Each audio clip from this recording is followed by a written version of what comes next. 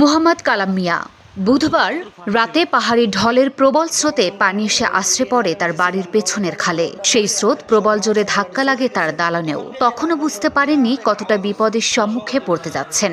মধ্যরাতে ঘুমন্ত অবস্থায় সেই স্রোতে ভেসে যায় তার দালান ঘরের বারান্দার নিচের মাটি, ভেঙে পড়ে ঘরের দুটি মেঝে।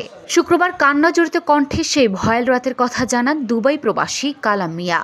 যখন এই মাঝখানের ফ্লোরটা নাইমা সেটা দুম করে বিপুল এক শব্দ হয়েছে, তখন আমরা মনে করেন উঠছি। ওইটা সেটা দেখি যে এই অবস্থা পুরাটা বিল্ডিং ভাঙ্গা ফুরে গেছে গা। আর এই ফ্লোরের ভিতরে যা মাল সামান আসছিল সব চলে গেছে। চাউলের ড্রাম আসছিল তিনটা চাউলের ড্রাম চলে গেছে। তারপরে ডেক ডিস্ট্রি আসছিল, বল আসছিল, রঙের দুই তিনটা ডিব্বা আসছিল, ড্রামগুলো সবগুলো চলে গেছে। যা মনে করেন আমরা মাল সামান বিল্ডিংটা কাজ করার জন্য যে মাল সামাল আনছিলাম এটার ভিতরে রাখছিলাম, সব গেছে গা এত জুত আছি। কালাম মিয়ার বাড়ি আখাউড়া উপজেলার নয়াদিল গ্রামে। নয়াদিলে ভাঙনধরা আখাউড়া কসবা যাতায়াতের সেতুর কাছে তার বাড়ি। 2021 সালে প্রবাসের টাকায় নির্মাণ করেন এই দালানটি। শুক্রবার দুপুর 1টার দিকে ক্ষতিগ্রস্ত দালানের সামনে যখন কালাম মিয়ার সঙ্গে কথা হচ্ছিল, তখন পাশে তার মা হোসেদা বেগম দাঁড়িয়েছিলেন। প্রবাসী মোহাম্মদ কালাম মিয়া জানান, দালানটি ছিল অর্ধনির্মিত। এতে শুধু 3টি রুম তৈরি হয়েছিল।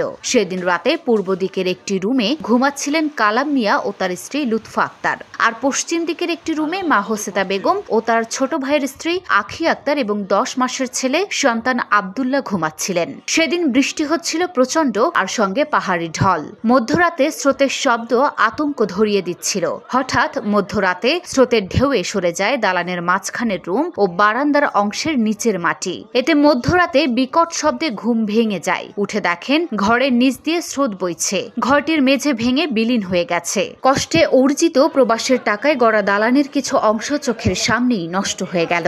নিজেদের সামনে তাৎক্ষণিক ঘর থেকে কিছু দরকারি মালামাল নিয়ে বের হয়ে আসেন। গতকালকে রাত্রে আমরা ঘুমিয়েছিলাম, আমরা এটার ব্যাপারে কোনো কিছু জানতাম না যে আমরা এত বড় একটা ঝুঁকিপূর্ণ হইব। তো ওই দিক থেকে পানিটা স্রোতরা বেশি চলে, ভিতর দিয়ে সেটা পানিটা ফুইলে এই সারা মাটি সরে সব চলে যেতেছে পানির সাথে। আমরা টের পাইছি না, কারণ আমরা তো উপরে ফ্লোরের মধ্যে ঘুমিয়েছিলাম।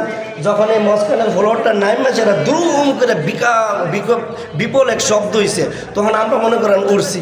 ওইটা সেটা দেখি যে এই অবস্থা পুরাটা বিল্ডিং ভাঙ্গা ফুরে গেছে গা। ফুরে যাওয়ার সাথে সাথে মনে করেন আমরা বাইরে এসে তারপরে মাল সামানা ডিজি ইউনিভার্সিটি বাইর করে নিছি। বন্যা পূর্বাভাস ও সতর্কীকরণ কেন্দ্রের তথ্য মতে, ভারতীয় ত্রিপুরা সীমান্তবর্তী অঞ্চল এবং ত্রিপুরা রাজ্যের অভ্যন্তরীণ অববাহিকায় ভারী থেকে অতি ভারী বৃষ্টি হয়েছে। ভারত থেকে আসা পাহাড়ি ঢলের পানিতে আখাউড়ার 36টি গ্রাম প্লাবিত হয়েছে। বন্যা দুর্গতদের উদ্ধারে কাজ করছে সেনাবাহিনী, নৌবাহিনী, ফায়ার সার্ভিসের কয়েকটি দল। পাশাপাশি বিভিন্ন স্বেচ্ছাসেবী সংগঠনও উদ্ধার কার্যক্রম চালাচ্ছে। লুনা আফরোজ নিপা, ঢাকা পোস্ট।